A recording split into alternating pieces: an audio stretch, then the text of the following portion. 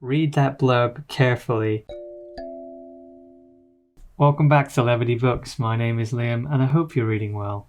Last week I started a job volunteering at a bookshop, now in Oxford, an Oxfam bookshop. It was quite nice. If you follow me on Instagram, you'll have seen some of my updates about that.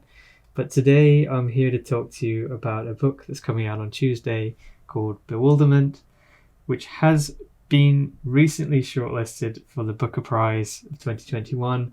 I think it's got a good chance of winning it, although I'm here to tell you that it's not for everyone. It's really not for everyone. It wasn't for me. And I think a lot of people are going to go and buy this book just because of the hype and then find out that they don't enjoy it. They won't want to reread it. And there's just, a lot of people, I think, are going to be disappointed by this one.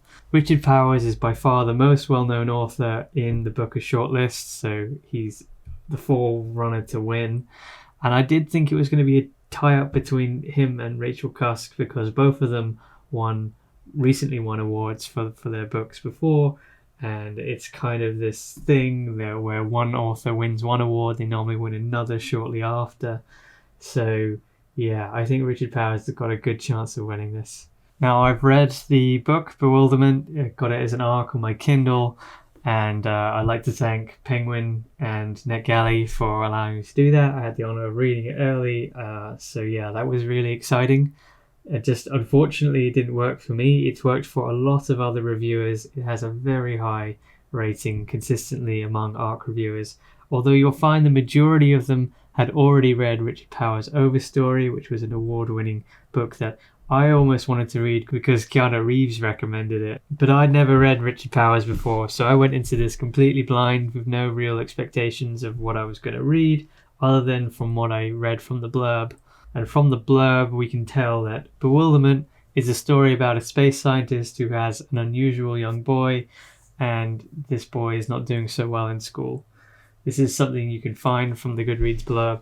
And when I started Bewilderment, I really thought I'd like it because it has a lot of themes and it has content which generally I really enjoy and wish there was more writing about. Bewilderment is a claustrophobic, paranoid reading experience. It's a story that wants to be about the COVID-19 pandemic, but it doesn't mention the pandemic. Like, imagine writing about all of the negative aspects of living through the pandemic without the actual pandemic, and you have this book. That is exactly why I think Bewilderment will win the Booker Prize, because it describes what it was like to live in America during the COVID-19 pandemic. I also simply can't believe or understand why anyone would want to reread this book. I don't think the 5-star reviewers would ever want to reread this book.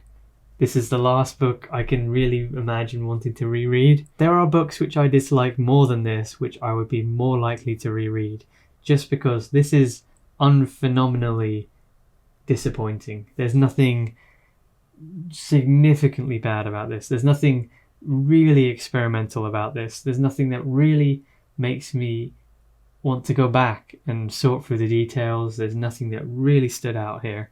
Whereas some things I've really disliked in the past were so unlike other things I like that I could at least get something out of rereading it. Like, it would be painful, but it would be insightful.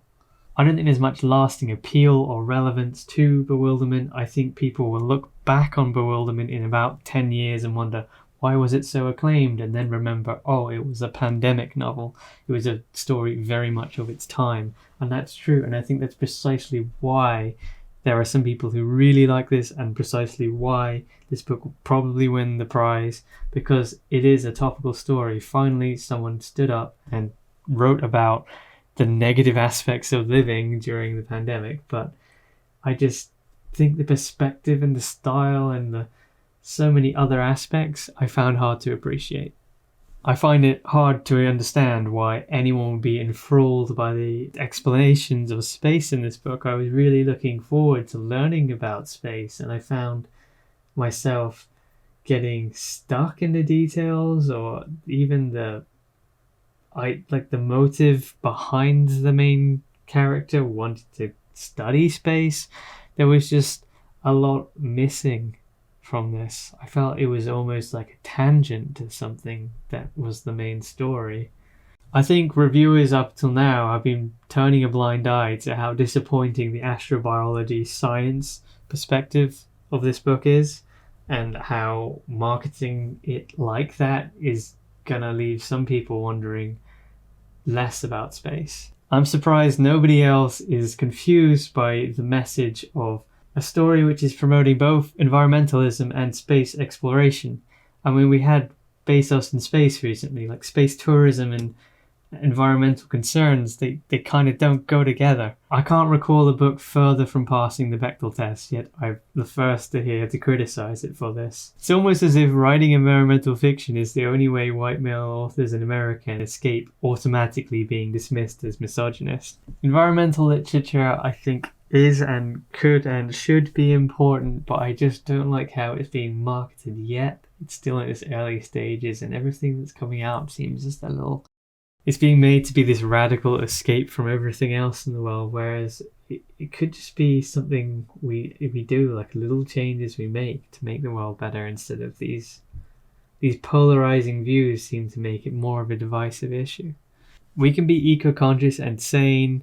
It doesn't have to be propagandist and fear-mongering. It doesn't have to be depicted as some fatal decision. When stories show radical environmental extremism, it can be a bit divisive to creating just normal, everyday communities which try to do things for the environment. So, I don't know, it just seems kind of divisive to do that.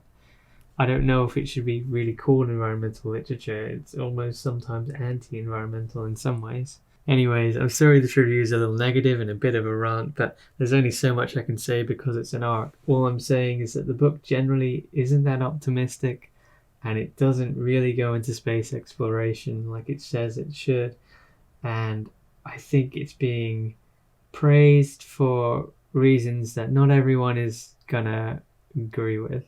And also, there are probably other high-profile books you'd rather read instead of this, like Sally Rooney's or Jonathan Franzen, so maybe wait a second and think whether you really want to read this. Read that blurb carefully. That's it for now. Happy reading.